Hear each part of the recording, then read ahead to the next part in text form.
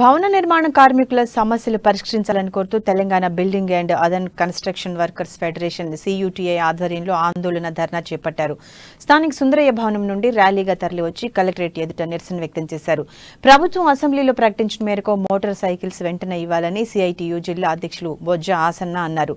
Pending లో ఉన్న నష్టపరిహారం నిధులను విడుదల చేయాలన్నారు. ప్రమాద మరణాల పరిహారం పెంచాలన్నారు. ఈ శ్రమ గుర్తింపు కార్డులను కార్మికులందరికీ అందజేయాలన్నారు.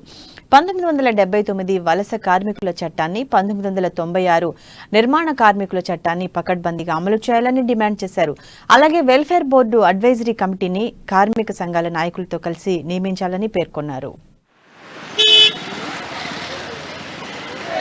భవన నిర్మాణ కార్మికులకు మరి అసెంబ్లీ సాక్షిగా మరి కార్మిక మంత్రి గారు మరి భవన నిర్మాణ కార్మికులకు లక్ష బైకులను ఇస్తామని చెప్పి హామీ ఇచ్చారు. కానీ భవన నిర్మాణ కార్మికులకు ఆశ చూపెట్టి మరి ఇప్పటి వరకు ఇవ్వలేని పరిస్థితి ఉంది. మరి భవన నిర్మాణ కార్మికులకు చాలా అనేక రకాలుగా సమస్యలు ఉన్నాయి. ఆ సమస్యలను పరిష్కరించాలని చెప్పేసి మరి రాష్ట్ర వ్యాప్తంగా ఈరోజు అన్ని జిల్లా కేంద్రాలలో ఈ భవన నిర్మాణ కార్మికులు ధర్నాలు చేపడుతున్నారు.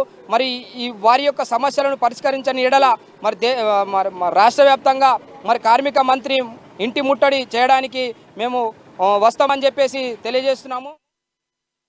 భవన నిర్మాణ కార్మికులకు